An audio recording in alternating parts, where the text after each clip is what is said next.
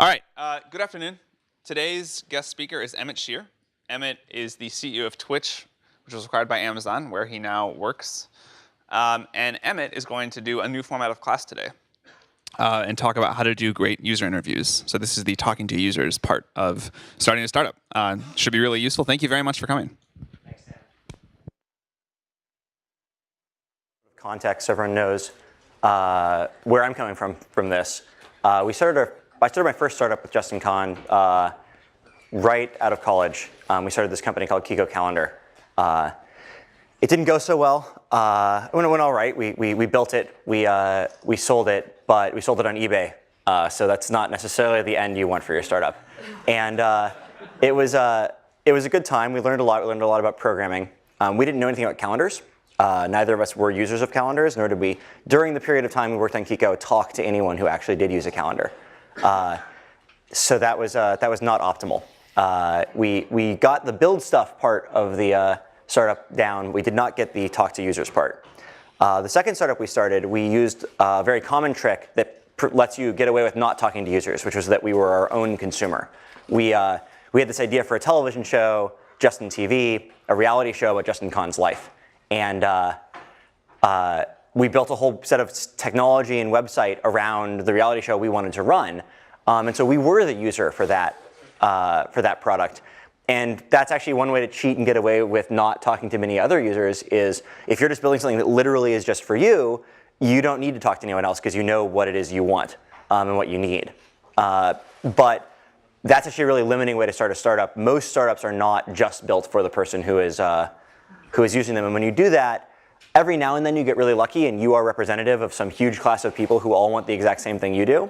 But very often also that just turns into a side project that doesn't go anywhere. So we kept working on Justin TV for a while, and we actually achieved a good deal of success because it turned out that there were people out there who wanted to do the same thing we did, which was broadcast ourselves live on the internet.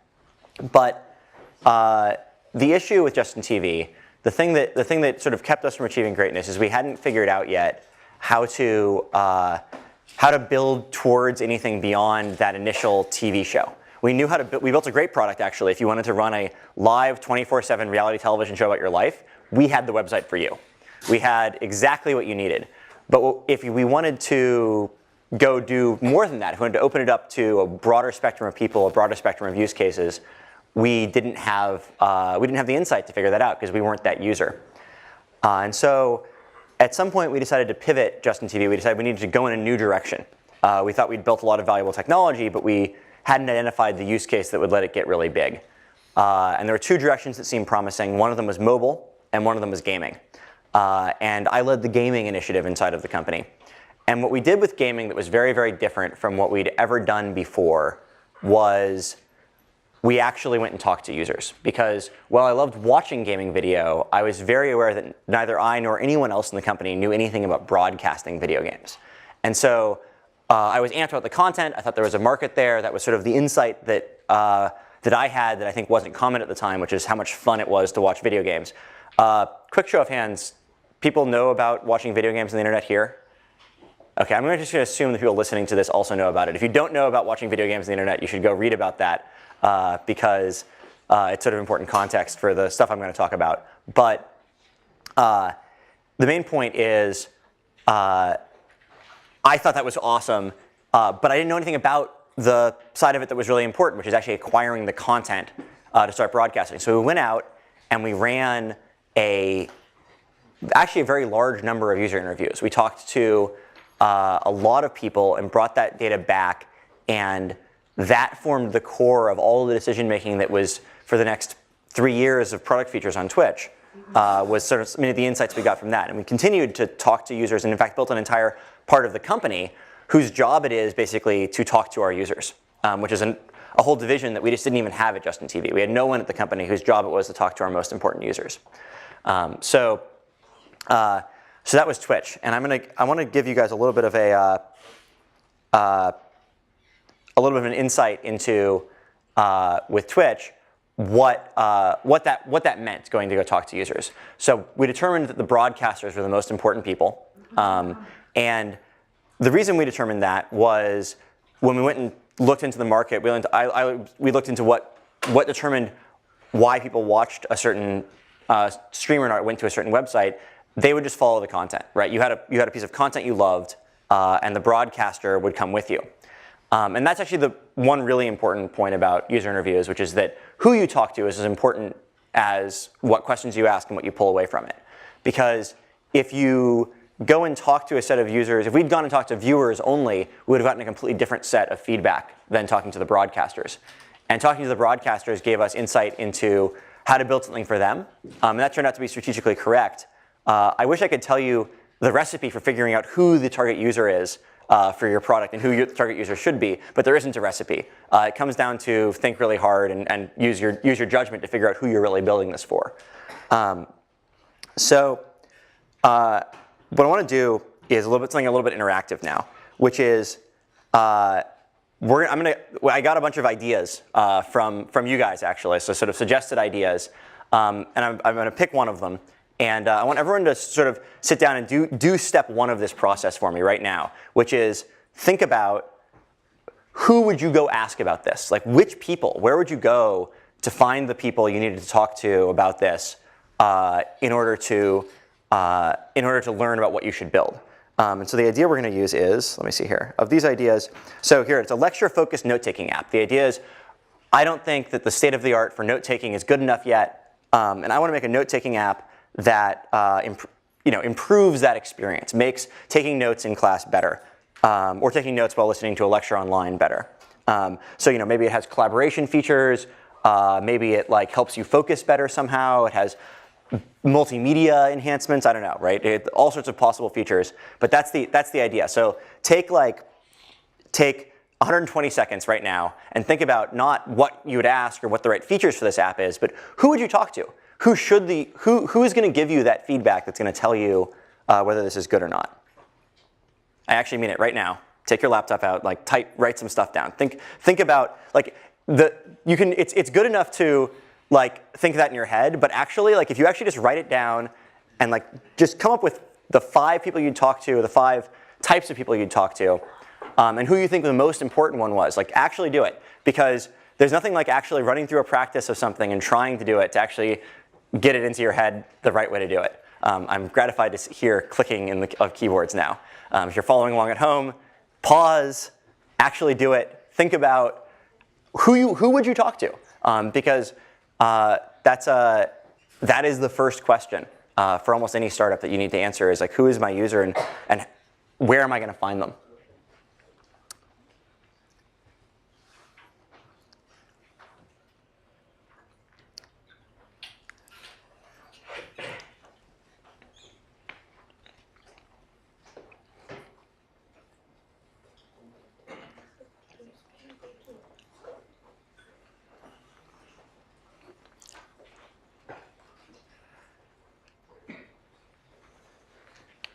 All right. That's way shorter than you'd normally use to think about this problem. It's actually a really tricky problem, and figuring out where to source the people is pretty hard. But we're going to move along anyways in this highly abbreviated version of learning how to build a product and run a user interview. So can I get one volunteer from the audience to come up and tell us who you would talk to, and we'll talk about it? You guys are all pre-selected. Here you go. I don't know how to turn this thing on. Here we go. So who do you talk to? Yeah. I would definitely talk to college students first, obviously, because we sit in a lot of lectures. And specifically, I would want to talk to college students studying different subjects to see if maybe, if you're an English major, if that makes a difference versus you're studying math or computer science in terms of how you want to take notes in different lectures. So you go talk to a bunch of college students. Would you pick any particular subset of college students? It sounds like we don't want to talk to all college students, or a broad array? I would want to talk to college students and break down the divisions by people who study different areas maybe, and then also maybe it would make sense for people who have different study techniques, because some people take a lot of notes, some people don't take that many notes, but still jot stuff down. Right. So that's a really good start. That is actually obviously a group of users you want to go talk to, especially if you're targeting something at college students as the consumer.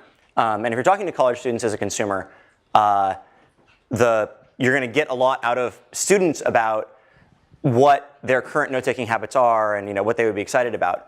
One of the problems with selling things to college students is that college students don't actually spend very much money. It's really hard to get you guys to open your wallets, especially if you want them to pay for a school-related thing. I mean, people don't even want to buy textbooks, right? I think you probably all use Chegg or borrow it from your friend or whatever. And so one of the things that I think you'd be missing if you go after just the students, right, is you want to figure out who is the most important person to this app. And if you actually had a note-taking app, my guess is for colleges, the people most likely to actually buy a note-taking app that you guys would use would be college IT, right? I mean, presumably, for the most part, if you want to sell software to students, like the people who have to get bought into that is usually the school administrators. So that would be one approach. If you thought, okay, well, you presumably go talk to the college students and you find out they don't actually buy any note-taking software right now at all. I mean, likely. It's possible they do, in which case I'm completely wrong. And this is why you actually have to go talk to the users. But you then have to try other groups, right? So I would talk to I would talk to IT administrators as well. I think that's another area that's really promising. You might talk to parents, right? Who spends money on their kids' education? It's like willing to pull their wallet out, like the parents of kids. Parents of kids who are freshmen or going off to college for the first time. You need this app to make your kid productive so that they don't fail out of college. And there's actually a lot of groups that are potential, that aren't necessarily the obvious user, but who are critical to your app's success, potentially. And when you're at the very beginning of a startup like this, when you're like, you have this idea that you think is awesome, you want to have that broadest group you possibly can. You don't just want to talk to one type of person and learn that. You want to get familiar with the space. You want to get familiar with the various kinds of people who could be contributing. All right. So let's have someone come up and we're gonna pretend we're gonna run this user interview. So we're gonna talk to a college student and try to find out what we should build. What we should get into this note-taking app. So another volunteer, please, for running an interview. Yes. All right. So hello. Hi, I'm Stephanie. Hi, Stephanie. Nice to meet you. Welcome. Thank you for agreeing to do this user interview with us. So I wanted to hear from you about, what are your note-taking habits? Like, how do you take notes today? Sure. So I take notes in a variety of ways. I like to, now because of speed and efficiency, and just to come back to it later, it's easy for me to just take notes on my laptop. And so a lot of those notes will be primarily text-based. But in certain classes, so for example, if I'm taking a history class, most of it will be in text. But if I'm taking a physics class, for example, they're going to be more complex diagrams, different angles that I have to draw. And so that's a little harder for me to get the... What software do you use for this stuff today? I just do pen and paper for that. You do pen and paper. So you do a combination. You take notes with pen and paper. You take notes with your computer sometimes. Yeah. When you take notes with, when you take all these notes at the end, do you actually review them? Be honest. Do you actually go back and ever actually look at these notes? The pen and paper, not so much. But yes to the software-based, because it's more easy to access, and it's easier for me to share and collaborate and maybe even merge notes with classmates and friends. So what do you use to take notes today on your computer? Google Docs and Evernote. Google Docs and Evernote. Mm-hmm. And tell me more about why two things at the same time. So Evernote is easy if I'm trying to just collect it for myself, I think.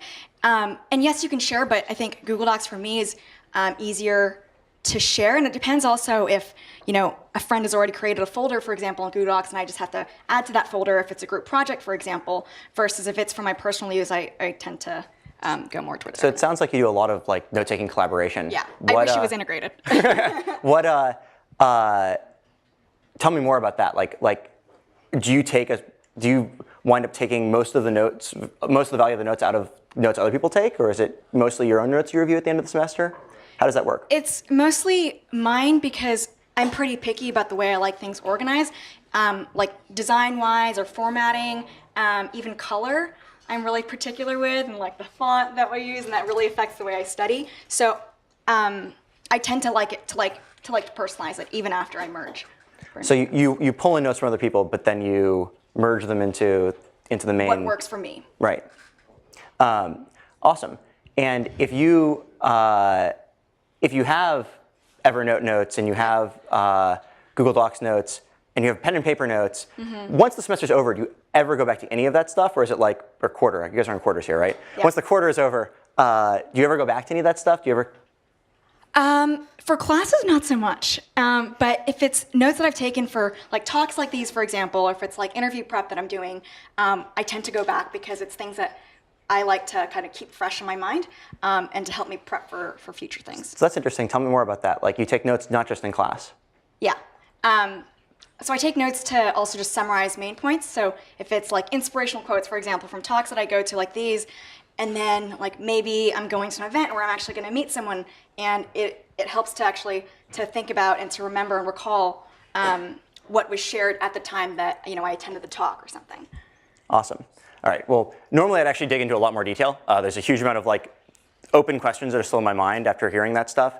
Questions about which people do you collaborate with? Questions about whether or not you like what the volume of notes are, and like how long of note-taking stuff, and just sort of digging into like what the current behavior is. But like in the interest of time and not like keeping everyone here hearing about the intricacies of one person's note-taking habits forever, we're going to move on. But thank you very much, Stephanie. I appreciate that. So that's like that kind of stuff. You notice we're not talking about the actual content of the app at all. Like I'm not really interested in features. I don't really want to know about the specific feature set in Google Docs or Evernote. I might start digging in a little bit more into which features actually get used. Like if she's actively collaborating, how does that work? I heard some interesting things about, we use folders. That's interesting to me. But the main thing you're trying to do when you're running these first set of interviews is not necessarily get like questions about like user flows and like optimizing that, or questions about like the specifics of any of that stuff. Kind of can be distracting because users think they know what they want, but like you get the horseless carriage effect where you're getting asked for a faster horse instead of trying to design the actual real solution to the problem.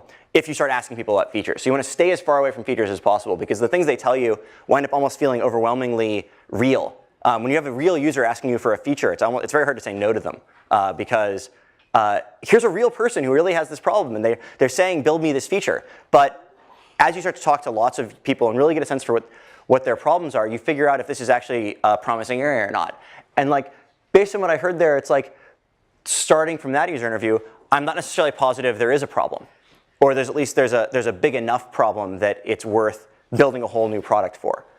Because I didn't hear a lot of like things where there was a big blocker, where there's something really wrong with the way it was working. And unless I had some big idea, I would take that as maybe a negative sign. But it doesn't necessarily mean that you can't move forward and keep talking to more people. Because just because you talk to the first person and you don't get anything out of it doesn't mean there's not going to be a ton more people who actually have a problem. And once you talk to about 6, 7, 8 people, you're usually about done. It's unlikely you're going to discover a bunch of new information there. Which is why it's important to talk to different extremes of people, right? Go find people who are at different points, because if you talk to six or seven Stanford college students, you're going to get a very different response than if you talk to 6 or 7 high school students or 6 to 7 parents. All right, once again, look at the.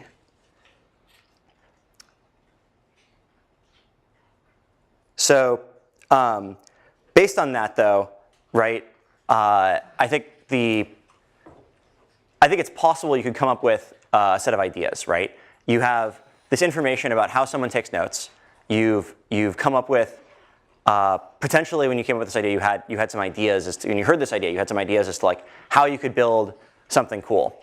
And so if you're going to build just one feature on top of Google Docs, what would that feature be, right? And that's for a new product like this, that might be a good way to like get started thinking about where to go, which is, okay, so they're extensively using this thing right now. How could we make that experience just one quantum better? Something that would be really exciting to this person to be one step ahead.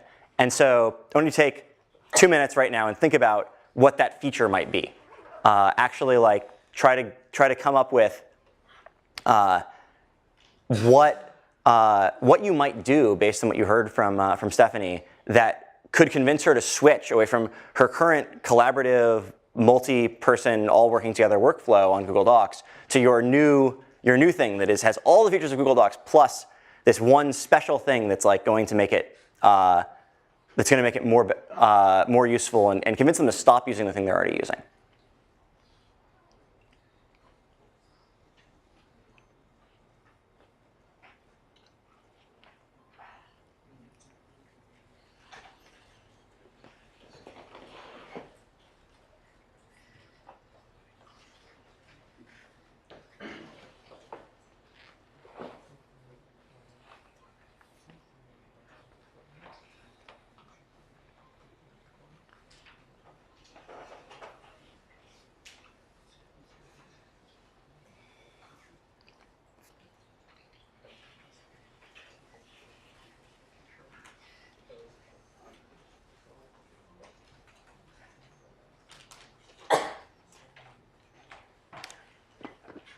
Awesome.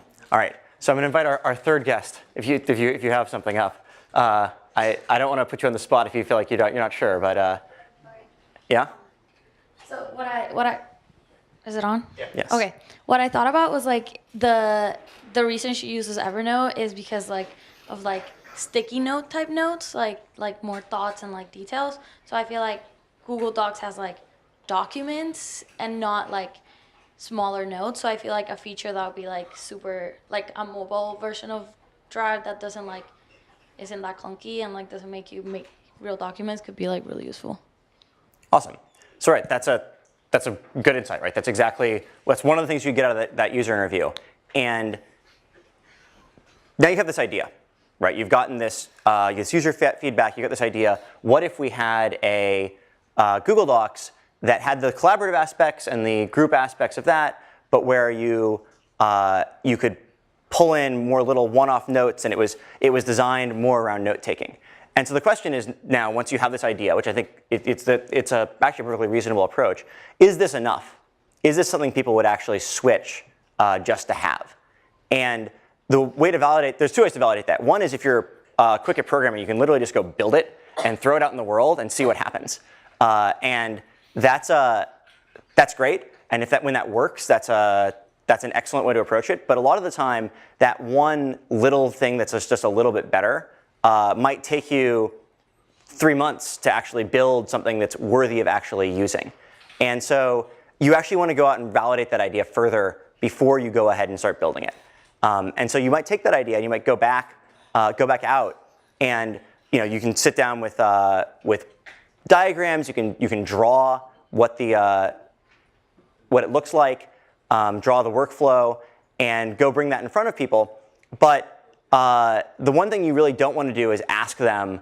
This is just a sort of a trap I want to warn you against doing. Is just don't go out and come up with a feature idea and go out and ask people, I got this great idea for a feature. Are you excited about it? Because the feedback you get from users if you tell them about a feature and ask them, is this feature good, is often, oh yeah, that's great. Like that sounds like such a good idea.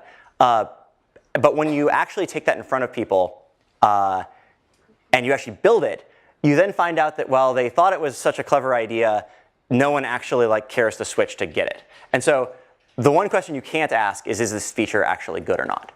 Yes, Sam? What is the minimum that you can do in your experience to actually get real data on that question? And asking, between asking and actually building the whole thing. Yeah, so Sam's asking what's the minimum you can actually get away with to validate, given that you can't actually just go and ask them, is this good or not? And it's highly dependent. The answer to that's highly dependent on the particular feature. But usually the best thing you can do is really just hack something together, right? It's you find if your idea is to build something on top of Google Docs, don't for your V1 go rebuild an awesome Google Documents but for note-taking application. Find a way to write a browser extension that stuffs just that little bit of incremental feature in, and see if it's actually useful for people. Go find a way to cheat is what it comes down to, because if you can't actually put it in front of people, it's really, really hard to find that out. For bigger things, where you're actually trying to get people to spend money, it actually gets a lot easier. So if you're selling it, it's great, actually. Sales is this cure-all for this problem. get people to give you their credit card, and I guarantee you they're actually interested in the feature. It's one of the most validating things you can do for a product is go out there and actually get them to commit to pay you up front. And the problem is when you're working on a student note-taking app, that's going to be relatively hard because you probably, unless your idea is that you're actually going to sell it, it's probably something where you're thinking that at least the trial version is free and you're not necessarily going to learn that much by trying to charge people money. But if you go out there and if you can get people to say, hey, I'm gonna give you money, the money test is amazing. It really does clarify whether or not they're really excited about it or not. Because if you're not $5 excited about it, you're probably not very excited about it. So the last thing I wanted to do is actually work through with you guys what happened at Twitch. So I brought some slides of feedback that I'd like to get put up. That's my only slides for the thing. And it's what it is it's representative excerpts of Twitch feedback. I had a whole like 26-page document full of all the feedback, and then I realized that reading that was going to be a little bit tedious, and there was no way I'd make it through it in a lecture. So pretend that like stuff is all representative of like lots of people said this kind of thing out to us when we asked them questions, and I've already pre-condensed it for you into the real feedback you got. So when we were working on Twitch to go launch it, we talked to a bunch of existing Justin TV broadcasters and asked them about their experience broadcasting, what they liked about broadcasting, why they broadcasted, what else was going on in their life. And the interesting thing is when you talk to users of your product who are detailed users of your product, they come back to you with actually very detailed things about features because they actually get mired in the feature. And you have to sort of read between the lines, but they asked for us things like, I want to be a way to clear the ban list in my chat room. Like that was actually a very common request because there was a particular issue with how our chat rooms worked. People would ask for the ability to edit the titles of highlights after creating them. And this stuff was really consistent. As you talk to broadcasters, you probably talked to 12, 14, something like that, broadcasters on the Justin TV gaming platform. We got all this feedback, and what else do we have? We have your competitors have all these cool features like polls and scrolling text. I can personalize chat there. And we got some positive feedback. They're like, oh, you guys don't have ads. That's great. I need to be able to ban trolls. So a bunch of stuff about chat, a bunch of stuff around interactivity with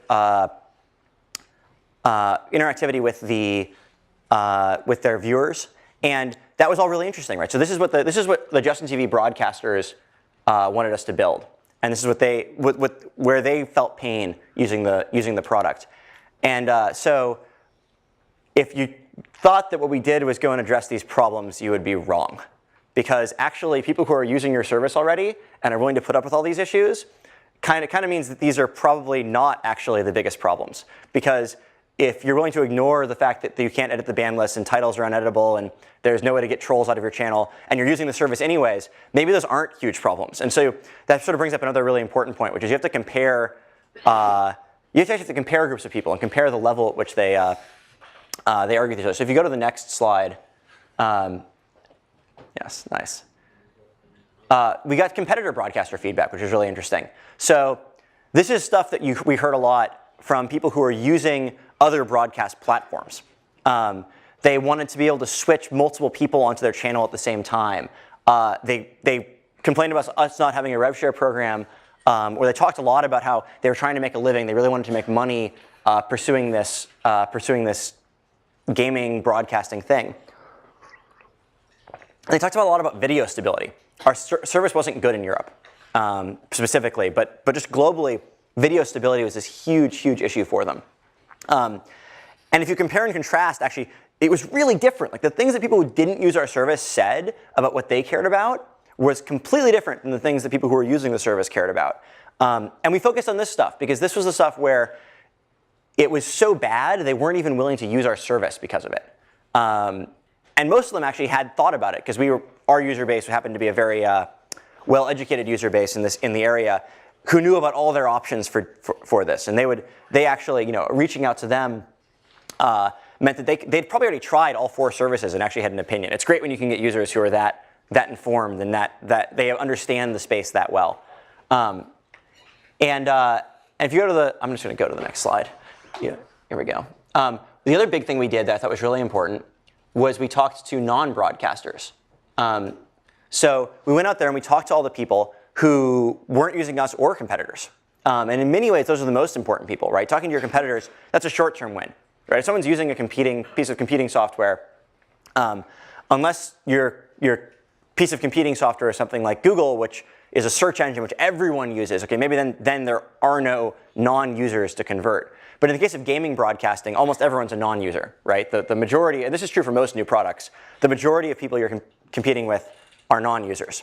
They're people who have never used your service before. And what they say is actually the most important. What they say is the thing that blocks you from expanding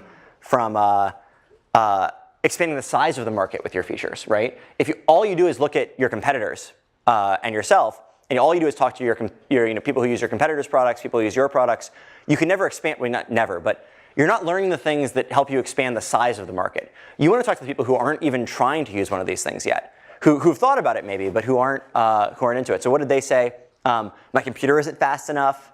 I'm focused on training 12 hours a day for the next tournament. I like making the perfect video and like editing it. And so I just upload things to YouTube. I don't do live streaming. I have no desire to go into that space. Or this is actually, particularly in Korea, this is a big problem. Once our strategy gets broadcast in a major tournament, we have to start over. We have to like come up with an entirely new strategy. And so the last thing we ever want to do would be broadcast our practice sessions. Are you crazy? That's going to hurt us in the next big tournament. And so this became a big outreach program for us, trying to figure out how we can get people over this. We bought people computers.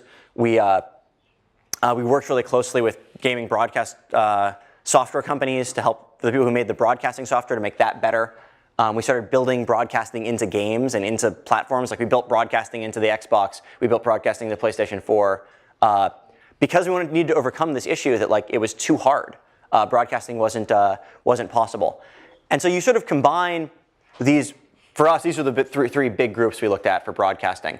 And you combine that feedback, and what it tells you is not the features to build, right? Because the features they asked for, things like polls, things like the ability to have child accounts on your account. We haven't built most of that stuff. But what was important were the issues, like the goals they were trying to accomplish there. People wanted money. People wanted stability and quality. People wanted universal access for viewers all around the world to be able to watch them. And so that became our focus, actually. And we dumped almost all of our resources into things that no one ever mentioned in an interview. But those are the things that actually address the problem. And the way you could tell that it worked is as we would build these things, then we'd go back to this exact same people we interviewed and we'd say, hey, you told us you really cared a lot about making money. Well, we built you the subscription program that will let you make money. And it's astonishing because most people have never had that experience, actually. They've never talked to someone and said it would be really great if your product had feature X. And then like 2 months later or a month later, your product actually has feature X. Or at the very least, a feature that addresses the problem that they brought up. And so it was actually the people we converted first to our product were the people that we talked to about user research. They were the ones who were actually the most impressed, which is kind of fun. But it really worked because we picked people who were representative, and we picked big broadcasters, small ones, medium ones, and we made sure we were addressing their concerns. And that was completely different from how we'd approached the problem on Justin TV. Because in Justin TV, when we tried to do this, we sat down, we trawled through huge amounts of data. Like we spent tons of time looking at Google Analytics, looking at Mixpanel, looking at in-house analytics tools, figuring out how people use the service, looking at where our traffic came from, completion rates on flows. We spent all this time doing that, and that's good. I mean, you can learn things from that. I'm not telling you not to look at your data, but it doesn't tell you where you need to go. It doesn't tell you what the problems are you need to address. And so we would just sort of invent these ideas in Justin TV, and then 9 times out of 10, without talking to someone, that idea turns out to be bad. And that's actually one of the most disappointing things about doing user interviews and user feedback, which is why I think so many people don't do it, which is that you're going to get negative news about your favorite pet feature most of the time. Like you're going to have this great idea, and you're going to talk to a user, and it's going to turn out that nobody actually wants that. Like no one's they're actually completely concerned about completely different things, and they don't care about what you thought was important at all. And that's a little bit sad, but just think about how sad you'd be in 4 months when you launch that feature and it turns out no one actually wants to use it. So think that's about it for the lecture section of what we're talking about. I want to take some questions from the audience.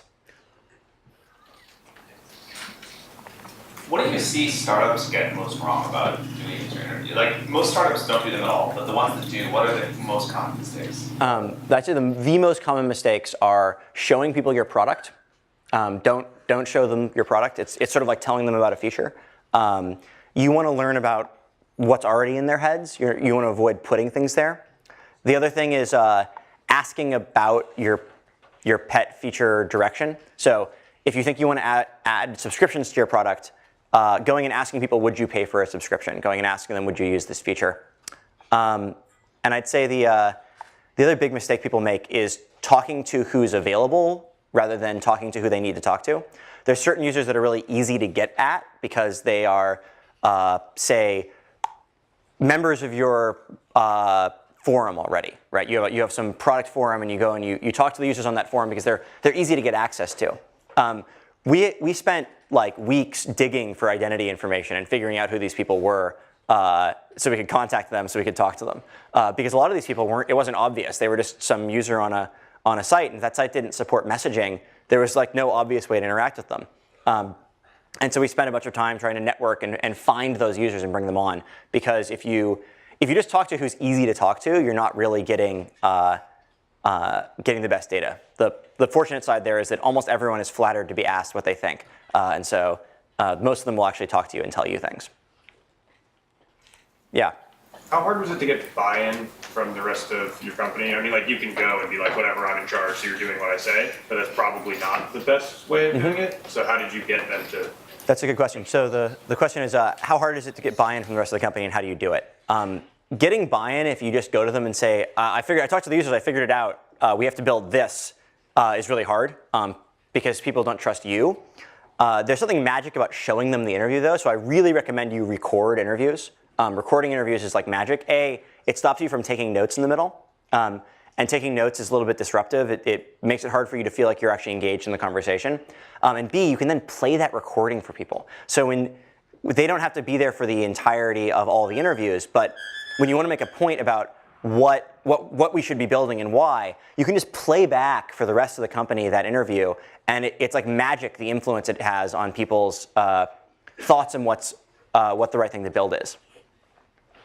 Yes? So did you, since you mentioned recording, did you try to insist on doing Skype interviews rather than over email, or what was your impression of the difference? So you definitely want to do Skype the question was, did we insist on Skype interviews for recording?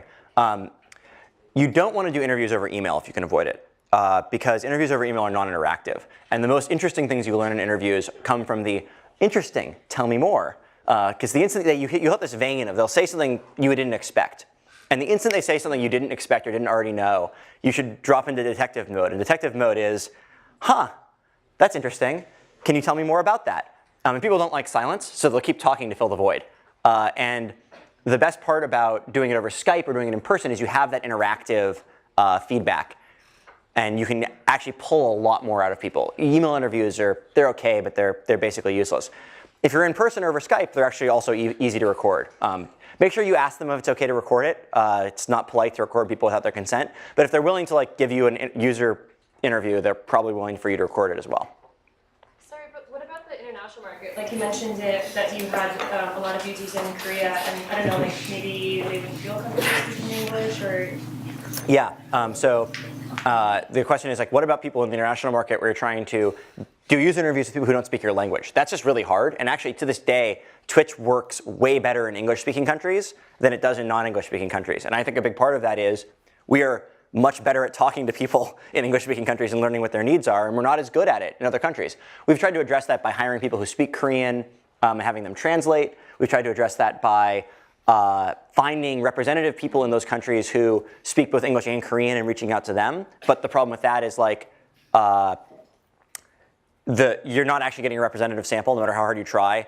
The very fact that they are a fluent English speaker means they're not representative of all the people who don't speak fluent English. It's just a hard problem. It's why companies find it easier to build markets that win in their home country much more easily than abroad, because it's really hard to talk to users abroad. Yes? What channels did you use to reach out to them, and did you ever compensate them? So the channels we used to what channels did we use to reach out to them? Did we ever compensate them? The channels we used to reach out to them were on-site messaging systems. So like if most websites have some way to contact a user. So if they're a visible user of another website, you use that site's messaging system and say, hey, I was watching your stream or whatever this person was doing on the site. I'd love to ask you some questions about your use. Would you mind hopping on a Skype call? And as for the other thing we do is we'd find out who people were and we'd send them email. We'd like run into them at events because a lot of these people go to the same events, and we like would go to the events and like we wouldn't run the user interview at the event, but you get to know them, you exchange business cards or whatever it is you actually do now that isn't business cards, and you get in touch with them. We tended not to compensate people. I think that if people don't care enough about the problem to like talk to someone who's trying to solve it, you're probably barking up the wrong tree. We never had any trouble getting people to talk to us without paying them. What about on-site user feedback tools? Do you get a lot of feedback from that? So there's this whole second set of user feedback that's really important that I should talk about. The question was, what about like on-site user feedback tools? And I think the stuff you're talking about is where you have like a new product and you want to see if it's actually going to work or not, and so you put it in front of people and you see how they use it or not. That's really important. That kind of work is super, super important, and it can tell you lots of things about where you went wrong building something before you launch it, which is great. It doesn't tell you what to build. It helps you iron out the kinks and edges of the thing you did build. But generally speaking, that wasn't the kind of user feedback we were getting. I mean, that stuff's good. It's good. It's like it's much more similar though to the data-driven approach, right? You're finding out why are people dropping off in this flow. You're not finding out what problem should I really be solving for them, and what do they care about as a human. And for this kind of like really early stage user interview, which is the kind of user interview that's crucial startups do, that's where you want to focus. So we didn't bring anyone on site actually. It was almost all over phone or Skype. Yes.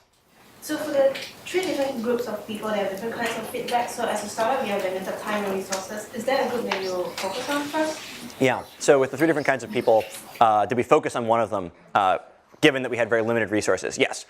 We focused on the competing people using competing products because we knew that they already were interested in the behavior that we needed, and they were willing to do it at all.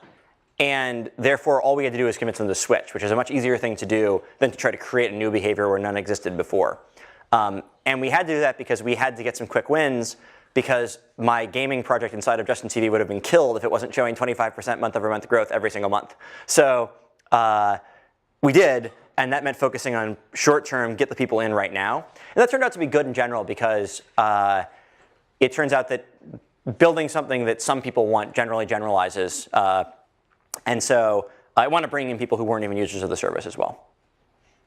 Yes? So Twitch has been around from the beginning to like build up, for example, the video game industry. And in the beginning, this industry was very like decentralized. Like there wasn't a lot of cohesion with like different video game companies consolidating where tournaments are and stuff. But now that's very different. So you said originally you spoke to like broadcasters and streamers themselves. How has that changed when, like, for example, like Riot has banned users or professional players from streaming their own stuff? Have you tried to gain leverage with that, or? Yeah. So the question is, what about the game publishers, basically, right? The game publishers are these huge, important people in the space. The game publishers, and any big company for that matter, isn't going to give you the time of day as a small startup, which is both good and bad. It means you don't really need to talk to them because they're not interested in you, but it means you actually just can't talk to them. I mean, we tried, but no one wanted to talk to us. And they did once we started getting some traction and becoming slightly bit of a player in the space. I don't want to talk that bad about them because they were nice enough about it. It's just that when you're a tiny little startup, there's lots of tiny little startups, and they don't have the time to talk to all of you. As we've gotten bigger, actually, the point that game publishers have become an increasingly important constituency for us. And if I was to talk about who Twitch does user interviews with now, who we pulled information from now, it would include game publishers, definitely, because they've become much more active in the space. It was something that they weren't particularly active 3 or 4 years ago as much as they are now. And that's another really important point about user interviews in general, which is that the pool of people you care about is going to shift over time. the people who get you started, like the crucial people to get your product started for the first 6 months, are not who will be using it 3 years later. And it's very important you keep doing this stuff, because one of the things that's really easy to do is do a little bit of it in the beginning and achieve some level of success, and then just sort of stop talking to new people. And that's a good way to make the next set of features you build be not as good as the first ones. About one more question. Yeah. Yes. How do you give good user feedback if you're a user?